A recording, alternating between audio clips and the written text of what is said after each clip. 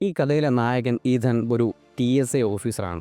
എന്നുവെച്ചാൽ അമേരിക്കയിലെ ഒരു എയർപോർട്ട് സെക്യൂരിറ്റി ഉദ്യോഗസ്ഥൻ. ഒരു ദിവസം ഒരു ക്രിസ്മസ് നൈറ്റിൽ പുള്ളി ഒരു എയർപോർട്ടിൽ ജോലി ചെയ്യുകയാണ്. പ്രത്യേകിച്ച് തൻ്റെ മെറിറ്റ് പുറത്ത് കാണിക്കാൻ അല്ലെങ്കിൽ തെളിയിക്കാൻ വേണ്ടി തൻ്റെ സുപ്പീരിയറോട് കെഞ്ചി ചോദിച്ച് ബാഗേജ് ഇൻസ്പെക്ഷൻ സെക്ഷനിലാണ് പുള്ളി ചെയ്യുന്നത്. അതായത് ഈ വരുന്ന ആൾക്കാരെയും അവരുടെ ബാഗുകളും സ്കാൻ ചെയ്യുന്ന, ചെക്ക് ചെയ്യുന്ന ഏരിയ. അവിടെ ചെല്ലുമ്പോൾ അദ്ദേഹത്തിന് ഒരു ചെറിയൊരു എയർപോർട്ട് കിട്ടുന്നുണ്ട്. ഞാൻ ചുമ്മാ കണക്ട് ചെയ്ത് നോക്കുമ്പോൾ മറുതലക്കൽ ഒരു അസാസിനാണ്, ഒരു വാടക കൊലയാളി. പുള്ളിക്ക് ഒറ്റ ആവശ്യമുള്ളൂ, പുള്ളിയുടെ ഒരു ബാഗേജ് വരും, ഒരു ചെറിയ ഒരു ബാഗ്.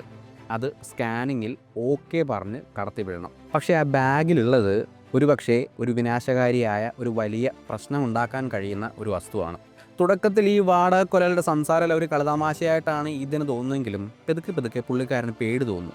കാരണം ഈതൻ ചെയ്യുന്ന എല്ലാ കാര്യവും, ചെയ്യുന്നതും പറയുന്നതും ആയ എല്ലാ കാര്യവും എങ്ങനെയോ CCTV വഴി ഈ വാടക കൊലയാളി കാണുന്നുണ്ട്, അയാളെ നിയന്ത്രിക്കാൻ ശ്രമിക്കുന്നുമുണ്ട്.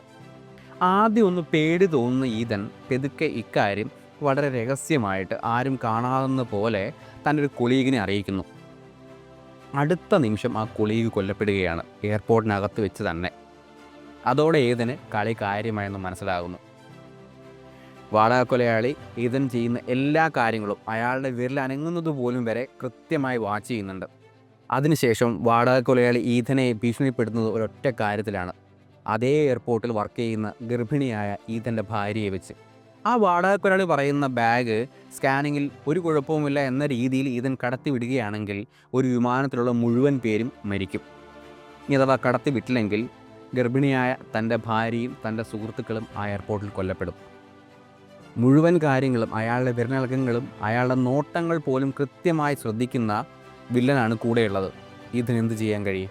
ഒരു വലിയ അറ്റാക്കിനെ എങ്ങനെ തടയാൻ കഴിയും?